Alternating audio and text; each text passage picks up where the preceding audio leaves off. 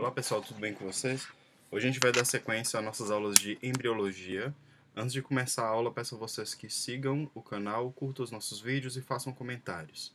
Bom, então, por volta da metade do ciclo menstrual, o folículo grafiniano maduro, né, que é o folículo que ele já vai estar perto, né, de ser liberado, eu já tenho o ovócito secundário aí nesse caso, contendo o ovócito que estava parado na prófise da primeira divisão meiótica, ele vai se movimentar para a superfície do ovário e, sob influência dos hormônios folículo estimulante e luteinizante, o folículo se expande dramaticamente. Então é isso que a gente basicamente observa aqui nessa imagem. Então nós temos o aumento de LH, o aumento de FSH, que são os hormônios que eu acabei de citar para vocês, eles vão fazer, né, durante esse aumento abrupto aqui desses hormônios, nós vamos ter aqui um aumento do volume do folículo, e esse aumento ele vai possibilitar posteriormente aqui a ruptura, né, do folículo e liberação do ovócito secundário. Então a primeira divisão meiótica ela vai ser concluída, né, e a segunda divisão meiótica ela vai prosseguir até o estágio da metáfase em que ocorre a segunda interrupção da meiose. Então essa segunda interrupção da meiose vai fazer com que o ovócito secundário ele pare na fase de metáfase 2, tá? Isso aí é importante. Uma questão também que é importante é a gente lembrar que os níveis dos hormônios, tanto LH quanto FSH, eles aumentam, né, aqui após o primeiro dia aqui do ciclo ovariano, eles aumentam, né, eu vou ter um aumento abrupto aqui aproximadamente aqui no 14º, 15º dia, certo? Então, esse aumento que ocorre aqui nesses hormônios são esses aqui, essas expressões desses hormônios que fazem com que esse ovócito, com que esse folículo, na verdade, ele amadureça e cresça então. O estímulo para a ovulação, ele vai ser o aumento da secreção de LH pela adenipófise na metade do ciclo menstrual. Dentro de horas da exposição do pico de LH, o folículo ele vai se reorganizar e desenvolver para a produção de moléculas que preparam então o conjunto de processos para a ruptura folicular e da ovulação. Então, o pico de LH é importante principalmente aumento do volume aí desse ovócito e liberação posterior aí desse ovócito secundário, né, parado aí na prófase 2. Essa liberação desses ovócitos vai ser importante, né?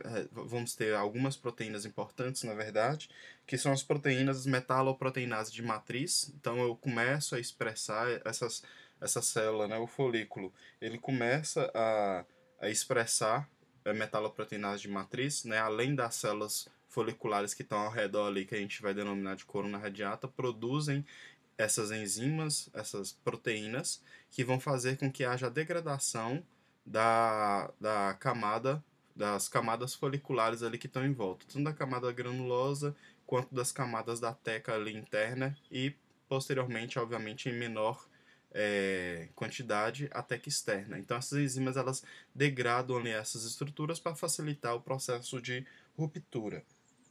Ao mesmo tempo vai ter a secreção de ácido hialurônico, né, pelas células do cúmulus ou óforos, que vai resultar no afrouxamento das células ao redor do ovócito. A ação dessas enzimas produz uma reação semelhante à reação inflamatória, que vai resultar no rompimento da parede folicular externa cerca de 28 a 36 horas após esse pico aqui de LH. Tá? Então, o LH aí agindo principalmente nesse processo aí de ruptura. Dentro de minutos após o rompimento da parede folicular, o cúmulo zoóforo se destaca da granulosa e o ovócito ela vai ser liberado então no ovário.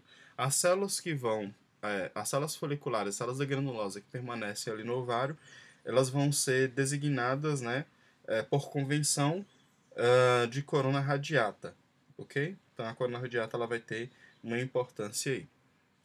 Então aqui a gente consegue observar nessa imagem, né, os picos dos hormônios e liberação aqui, maturação e liberação aqui do ovócito secundário, ok? Aqui eu tenho para vocês uma imagem que mostra para a gente um folículo pré-ovulado ainda não expandido. Aqui nós temos um folículo já expandindo. Observe que as células do cúmulo zoóforos e algumas células aqui da granulosa, né, da camada granulosa aqui da corona radiata, elas vão começar a se desprender, então aqui nós temos a ação lítica das enzimas, né? E aqui eu já tenho o ovócito capturado pelo ovário. O ovário ele vai ter então essas estruturas aqui no infundíbulo, que a gente vai chamar de infímbrias, né, que são projeções aqui da estrutura do infundíbulo. Essas fímbrias elas vão ter um processo de movimentação constante durante esse processo de liberação do ovócito, e essa movimentação ela vai auxiliar no processo aí de captura desse ovócito secundário. É importante a gente lembrar que as células da corona radiata também atuam nesse processo, né? Então elas têm uma certa ligação com essas fímbrias aqui para facilitar a captura do ovócito secundário. É importante a gente lembrar que histologicamente essa estrutura da tuba nós vamos ter tecido muscular liso, tá? Então tecido muscular circular interno, tecido muscular longitudinal interno. Quem quiser ver essa estrutura aqui completa do útero e das tubas uterinas, assista um vídeo que a gente vai ter lá de sistema reprodutor feminino. Então a gente fala mais sobre essas estruturas aqui. Então esse folículo ele vai ser liberado. Observem que nós temos aqui as células tanto da granulosa quanto da teca interna e da teca externa, elas vão permanecer. Isso aqui vai ser importante porque vai formar o que a gente chama de corpo lúteo, certo? Esse corpo lúteo ele vai ser responsável. Inicialmente, nós vamos formar o corpo hemorrágico. Esse corpo hemorrágico ele se forma devido à ruptura das células, como eu falei para vocês, a atividade lítica das enzimas, da metaloproteinase de matriz e do ácido hialurônico, vai fazer com que os vasos sanguíneos na região da teca interna eles cresçam, né? E durante esse processo aí de ruptura das células e ruptura das camadas, né? Na verdade, nós vamos ter na camada granulosa uma lâmina basal. Essa lâmina basal ela também vai ser degradada e isso faz com que haja um acúmulo de sangue aqui na região interna, e aí a gente vai denominar então essa estrutura de corpo hemorrágico. Após algum tempo, esse corpo hemorrágico, esse sangue, ele vai desaparecer, né, uma vez que os vasos sanguíneos ali eles vão aumentar, eles vão crescer e basicamente eles vão cobrir toda essa estrutura. E eu não vou ter mais sangue aqui no interior dessa estrutura e a gente vai denominar então de corpo lúteo. Esse corpo lúteo ele vai ser importante porque aproximadamente por 10 dias, eu vou voltar aqui no gráfico, por aproximadamente 10 dias eles vão manter aqui os níveis de progesterona e estrogênio relativamente altos, né, principalmente o nível de progesterona. Isso vai ser importante para manter a camada do endométrio espesso. No vídeo que eu falei para vocês anteriormente de sistema reprodutor feminino, a gente fala sobre essa estrutura aqui do útero, né, do endométrio. Observem que a camada funcional do endométrio ele vai se espessar, né, através da ação dos hormônios aí foliculares, principalmente do estrógeno, né? Então, o estrógeno ele vai fazer com que haja o crescimento aqui dessa camada funcional do endométrio, e a progesterona ele vai manter essa camada espessa. Caso haja fecundação, essa camada vai manter espessa aqui por um longo tempo, né, até o processo final aí da gestação. Isso vai ser importante durante o processo de implantação do embrião, né, que o embrião ele precisa de uma camada espessa para se implantar aí no útero da mulher. Lembrando que caso não haja fecundação, os níveis de progesterona e estrógeno eles vão diminuir, e aí eu tenho descamação, né, essa camada do útero que ela vai se descamar e ser liberado lá durante o processo da menstruação. Então esse ovócito secundário com as células da corona radiata, eles vão ser capturados aqui pelas fímbrias, né? Essa estrutura vai ser capturada pelas fímbrias e vai se locomover aqui na região da tuba uterina, principalmente através da movimentação da musculatura lisa aqui da tuba uterina. E além disso, as células epiteliais, elas possuem cílios, e esses cílios eles se movimentam para auxiliar esse processo aqui mecânico, né, de movimentação do ovócito secundário. Lembrando que durante esse processo de ovulação, o número de cílios eles vão aumentar nas células, então as células aumentam o número de cílios, né, para facilitar esse processo de transporte. E caso a mulher ela tenha o síndrome, ela tenha a síndrome dos cílios imóveis, a, o, as células musculares lisas, né, as camadas de células musculares lisas, elas vão ser importantes, elas vão manter aqui esse processo, né, contínuo aqui mecânico de movimentação do ovócito. Então, caso eu tenha problemas aí nesses cílios, né, o ovócito ele vai manter-se movimentando através aí da musculatura lisa do ovócito. Além disso, do ovócito não, da tuba uterina. Além disso, tanto a tuba uterina quanto o próprio ovário, tanto, como o próprio útero, eles vão produzir, né, um muco cervical. Esse muco cervical, ele vai ser, durante os processos de ovulação, vai ser um muco um pouco menos espesso, então ele vai ter ele vai ter uma alta composição de carboidratos, né, e componentes solúveis, e nesse caso do muco durante o processo de ovulação, eu vou ter um maior conteúdo de água, então vai ser um muco menos denso, certo? E vai ser denominado de muco E. Caso a mulher não esteja no período fértil, né, ou durante o processo da menstruação, esse muco é sobre a influência da progesterona, né, após a ovulação, a produção do muco cervical aquosa ele vai cessar, então tem uma diminuição da quantidade de água, e um novo tipo de muco um pouco mais pegajoso, que possui um conteúdo de água muito menor, ele vai ser produzido. Esse muco, né, por ação da progesterona, ele vai ser denominado de muco G, o qual é completamente resistente à penetração de espermatozoides. Então, após esse processo de ovulação, durante um período, a mulher ela vai produzir um muco mais viscoso que vai dificultar, né, a passagem aqui do espermatozoide para chegar até na região da tuba uterina. Isso vai ser importante. A gente precisa lembrar também que no homem eu tenho o transporte também do gameta, né? Quem quiser ver um pouco mais a histologia a histologia da sistema reprodutor masculino, né? Nós temos um vídeo que fala sobre isso daí. Então nós vamos ter aqui a região dos testículos, né? Aqui nós vamos ter os túbulos seminíferos. Esses túbulos seminíferos, eles vão ter células que vão se diferenciar em espermatozoides. Esses espermatozoides eles vão ser transferidos de forma passiva, né? Através da, da movimentação passiva para o epidídimo, uma vez que esses espermatozoides ainda eles não estão móveis, certo? Então, por isso que vai ser de forma passiva, ele vai passar aqui na região do epidídimo. Aqui no epidídimo, essas células vão sofrer processo de maturação, principalmente associado à deposição de glicoproteínas, né, e algumas proteoglicanas na cabeça aí do espermatozoide. Então, o epidídimo vai ficar aí aproximadamente por 2 semanas, né, para esse processo aí de maturação. Nós vamos ter posteriormente o transporte rápido através da região do ducto deferente, né? E nessa região aqui do ducto deferente nós vamos ter a adição de líquido da vesícula seminal e a adição de líquido prostático, tá? E posteriormente então vai ter liberação do espermatozoide aqui durante o processo de ejaculação.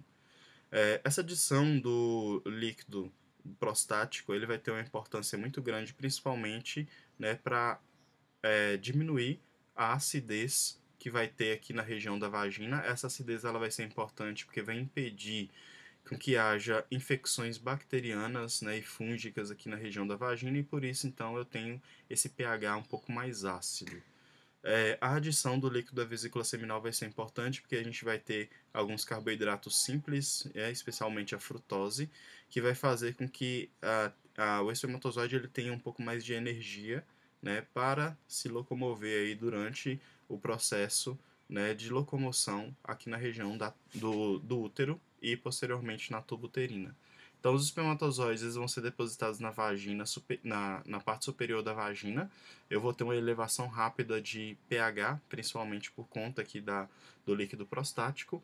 Eu vou ter a passagem através do colo do útero, né? Essa passagem aqui ela vai ser rápida. Vai ter, na verdade, fases rápidas e lenta.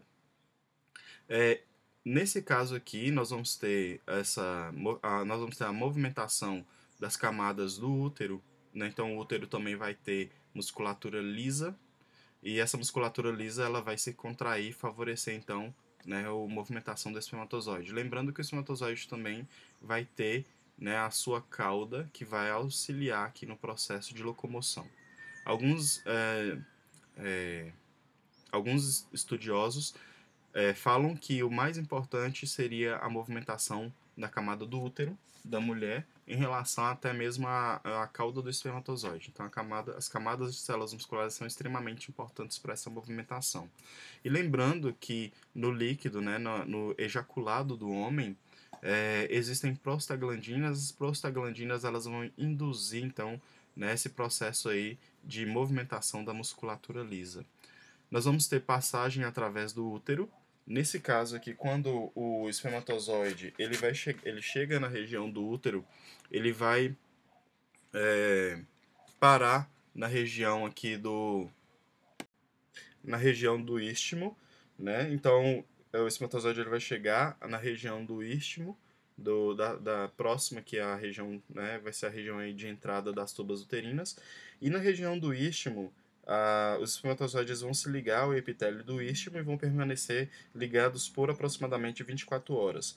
Durante esse tempo, eles são influenciados pelas secreções da tuba uterina para sofrer a reação de capacitação. Uma fase da capacitação que a gente pode falar seria a remoção do colesterol da superfície dos espermatozoides. O colesterol, como a gente sabe, ele vai ser um componente importante do sêmen e atua para inibir a capacitação prematura.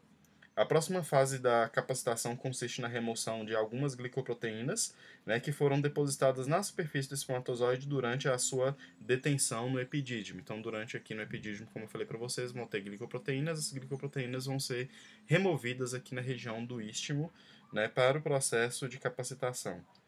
A capacitação ela vai ser necessária para os espermatozoides serem capazes de fertilizar o ovócito, e após a reação de capacitação, os espermatozoides eles passam por um período de hiperatividade e se separam do epitélio da tuba uterina. Isso daqui, gente, vai ser importante porque durante a liberação do espermatozoide do istmo, né, eles vão sair do istmo, eles fazem seu caminho ascendente na tuba uterina por meio de uma combinação de movimentos musculares da tuba e alguns movimentos de natação do próprio espermatozoide. E ah, essas contrações eles vão subdividem a tuba uterina em compartimentos, e dentro de um determinado compartimento os gametas são apanhados em movimentos agitados que ao longo de 1 a 2 dias trazem o ovócito e o espermatozoides para estarem juntos. Então o espermatozoide e o ovócito eles vão se aproximar através aí dessa movimentação da tuba uterina, certo?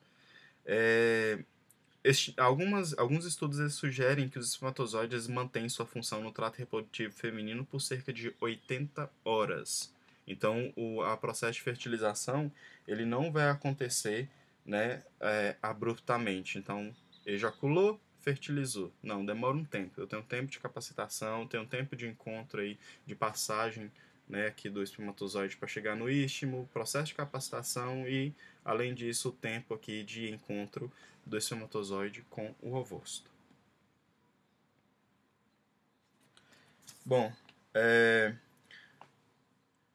alguns estudos também têm demonstrado que esse processo, né, de encontro do espermatozoide com o ovócito, ele tem algumas proteínas, algumas moléculas que funcionam como odorantes, né? Então, os ovócitos eles vão ter alguns odorantes, que são moléculas que vão fazer com que o espermatozoide ele percorre o caminho em direção ao ovócito. Então, eles vão se aproximar por indução aqui química, tá? Então, tem essa indução química aí do ovócito, né, que vai ter esses odorantes aí e vai fazer com que o espermatozoide ele vá ao encontro da região, né, onde o ovócito ele se encontra.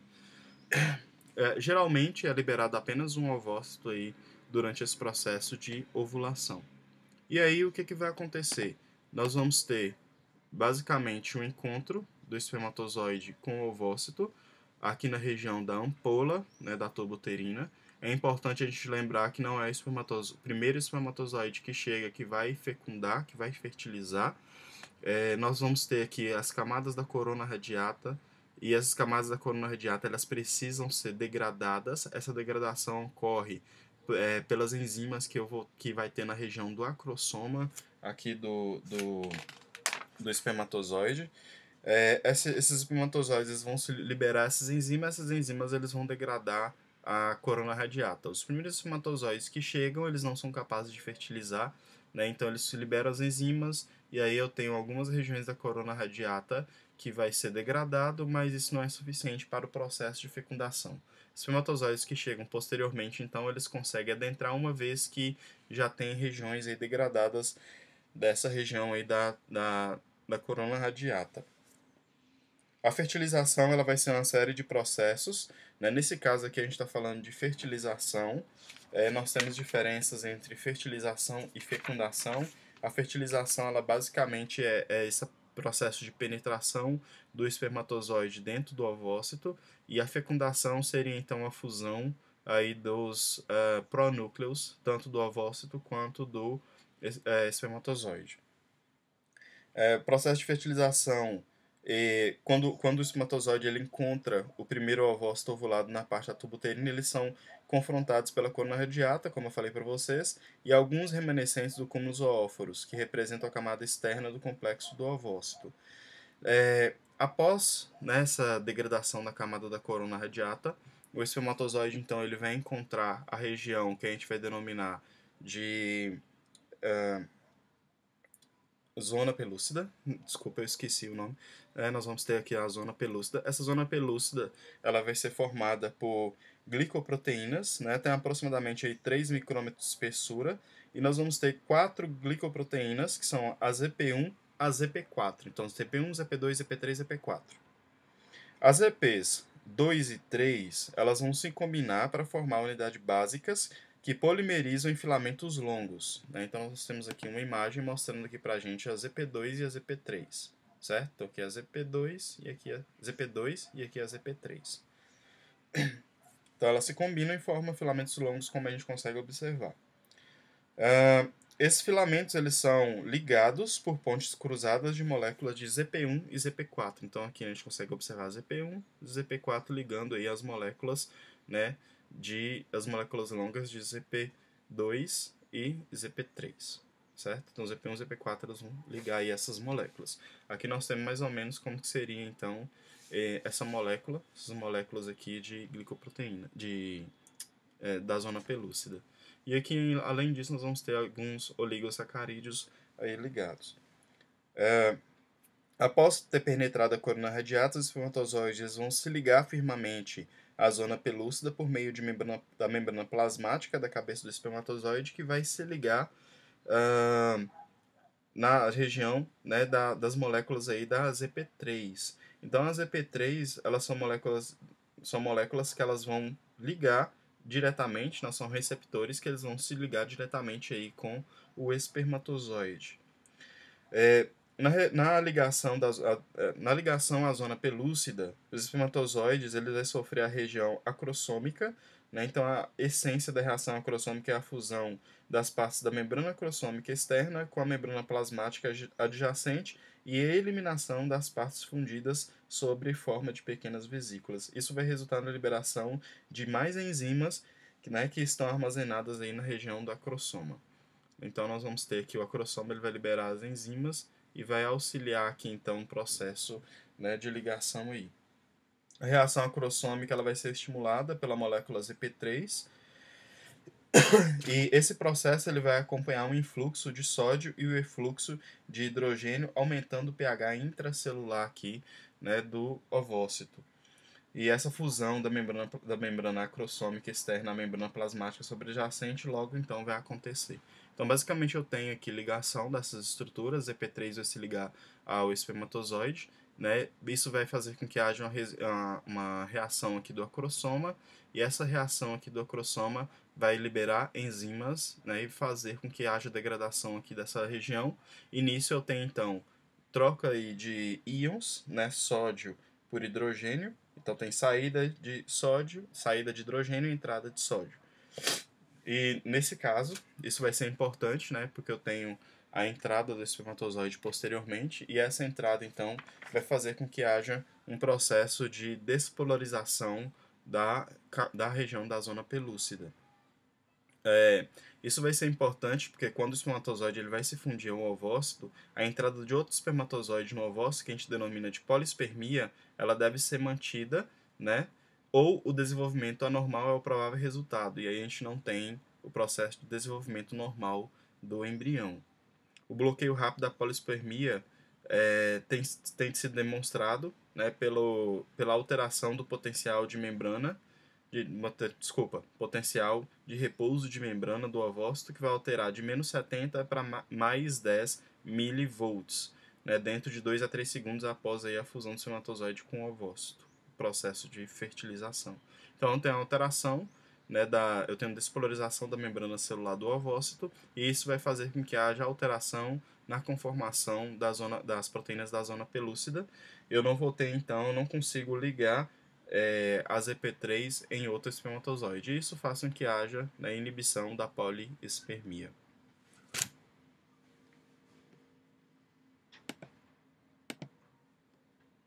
Aqui eu tenho a imagem mostrando para vocês, basicamente, eu vou ter aqui a região do acrossoma. Nessa região eu vou ter penetração do espermatozoide aqui na região da corona radiata. Vai ser importante, durante esse processo de penetração, algumas enzimas eles participam, mas o mais importante vai ser o movimento aqui da cauda do espermatozoide, né? E a liberação completa das enzimas ocorre a partir do momento que vai ligar a ZP3, se liga nas moléculas aqui da região da zona pelúcida. Isso faz com que haja a entrada aqui do espermatozoide no ovócito, né? E isso faz com que haja então despolarização da membrana citoplasmática e alteração aqui da conformação das proteínas da zona pelúcida e impede então o processo de polispermia. Lembrando que quando o espermatozoide entra, as moléculas os lipídios, né, que estão aqui, né, formando a membrana celular do espermatozoide, ele vai se fundir à membrana do ovócito. Isso pode ser observado logo após o processo de fecundação, mas obviamente depois essa estrutura, como é um mosaico fluido, essa estrutura vai desaparecer. O espermatozoide ele vai entrar basicamente a região nuclear. Caso haja a entrada de alguma mitocôndria, essa mitocôndria ela não participa, né, da formação das mitocôndrias do embrião. As mitocôndrias, como a gente sabe, são originadas da mãe. A gente pode ter, já foi demonstrado em estudo que mitocôndrias do pai podem existir, mas quantidade muito inferior quando comparada à quantidade de mitocôndrias aí da mãe. O espermatozoide ele vai contribuir então com os centrosomos, né? Então, os centrosomos eles vão estar presentes aqui no espermatozoide e ele vai contribuir aqui para a formação aqui do embrião posteriormente. Logo após a entrada nesse processo aí de fertilização, nós vamos ter a ativação metabólica do ovócito. Essa ativação metabólica está associada com a liberação de cálcio, né? Tem impulsos de liberação de cálcio. Isso vai favorecer, então, a ativação metabólica do ovócito. Nós vamos ter a finalização da meiose 2 durante esse processo de formação, né, de continuação da meiose 2. Nós vamos ter, então, deixa eu aumentar aqui, nós vamos ter, então, a formação do segundo corpo polar e aí liberação, né, do material genético que não vai ser utilizado para esse processo. Nós vamos ter o processo de descondensação do núcleo do espermatozoide. Nós vamos ter, no caso do espermatozoide, um DNA que vai estar extremamente condensado. Esse processo de condensação é realizado, né, pelas radical metil, pelo processo de metilação, e eu tenho então descondensação desse material aí do núcleo dos espermatozoides. Após esse processo de descondensação e ativação metabólica do ovócito, né, e finalização da meiose, nós vamos ter o desenvolvimento dos pronúcleos. Então vai ser visível esses pronúcleos. Deixa eu mostrar aqui para vocês. Vai ser visível então os pronúcleos, né, e nesses pronúcleos vai acontecer então duplicação do material genético. Tome cuidado porque aqui eu não tenho o pronúcleo não é 2N, tá? O pronúcleo é N com material genético duplicado. E após a duplicação do material genético, tanto do pronúcleo masculino quanto do pronúcleo feminino, quanto do pronúcleo masculino, vai haver então um processo de fecundação, né, o processo aqui de fusão desses pronúcleos, né? Os fatores que controlam essa formação do pronúcleo são fatores citoplasmáticos que vão, né, ser liberados aqui no citoplasma do ovócito. E os pronúcleos aparecem de 6 a 8 horas após a penetração do espermatozoide e vai persistir aí de 10 a 12 horas. A replicação do DNA ele vai ocorrer nos pronúcleos haploides em desenvolvimento, como eu falei para vocês inicialmente, e então nós vamos ter aí a fusão e formação do que a gente denomina de zigoto. Aqui então nós vamos ter, né, a fusão aí, fusão mitótica. Ok, pessoal? Aqui é só uma imagem mostrando basicamente o processo de fertilização in vitro. Né? Existem, no caso de fertilização in vitro, existem vários tipos de fertilização in vitro, mas basicamente esse processo, né, que é o processo de fertilização, que era para ocorrer dentro da tuba uterina, ele pode ocorrer dentro de uma placa de Petri. E aí existem vários meios aí de se controlar esse processo, dependendo, obviamente, do ovócito, depende da qualidade do espermatozoide, depende do órgão reprodutivo feminino, se ele vai estar apto ou não, certo?